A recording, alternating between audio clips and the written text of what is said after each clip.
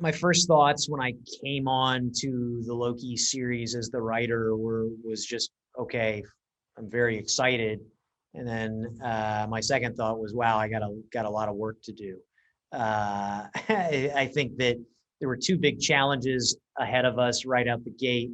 The first of which was there'd been 10 years of stories featuring Loki. Uh, Here we were doing a 6-hour TV show. How are we going to do something new? We had to break new ground with this character. That was really important. And then the second challenge was just, it's a time travel show.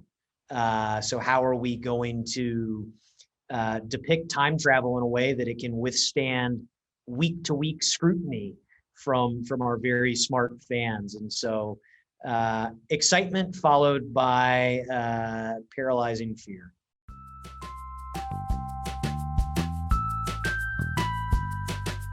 With the Time Variance Authority, I drew inspiration first off from the comics. I familiarized myself with all of their appearances in the comics in different runs of Thor, Fantastic Four, She-Hulk as well.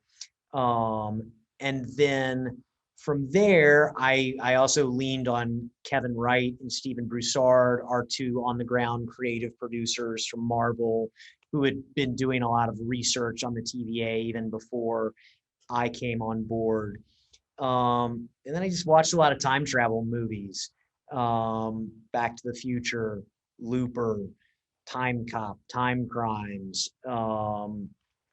different stuff like that, just seeing the ways that what are the different kinds of time travel rules? What are the different ways that time travel rules are established and held up in different movies and everything? And then I just figured out, all right, what do we want to rip off?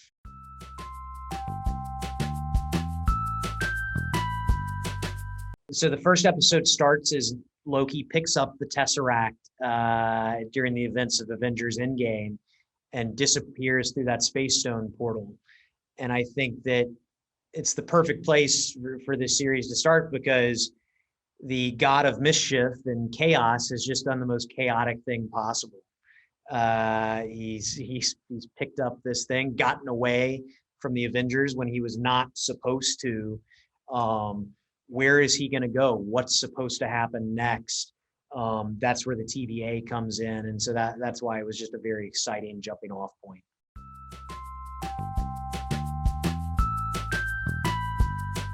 In the Loki series, we're going to see Loki in ways that we've never seen him, mainly because we're going to see so much of him. There's 6 episodes, and he's center stage. He's not backseat to Thor, and he's not a villain in this one. He's the center of this show. And so we're going to be able to explore his own personality, his own shortcomings, and sort of like excavate his feelings in a way that you've never been able to in the movies before. As a writer, that's really exciting because we're just going to get to go more in depth on a character that everybody already loved from the movies, and now they're just going to get to spend that much more time with him.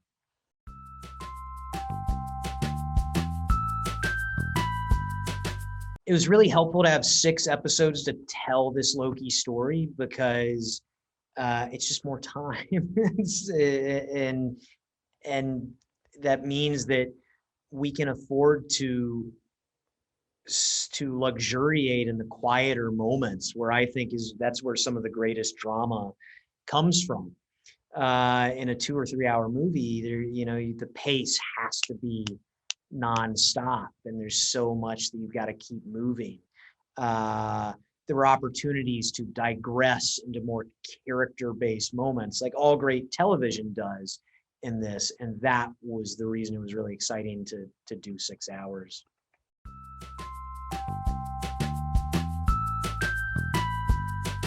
I think the most challenging aspect of writing the series was probably just the creation and definition of the rules of time travel. We had to create an institutional knowledge among the writing staff and the creative staff of just what does the TVA do? Why do they do it? What is a time law and how is it broken? And once we'd done that, we had to then figure out a way to communicate it to the audience in a manner that wasn't boring and didn't distract you from the more compelling stuff with characters and the broader story. So that was our biggest challenge for sure.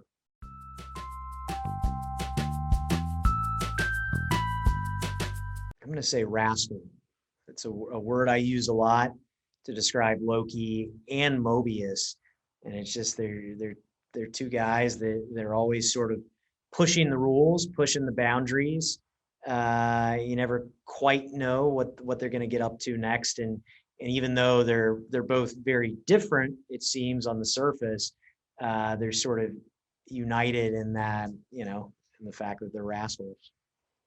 Thank you for watching. Head to sarahscoop.com for more of the scoop on your favorite things.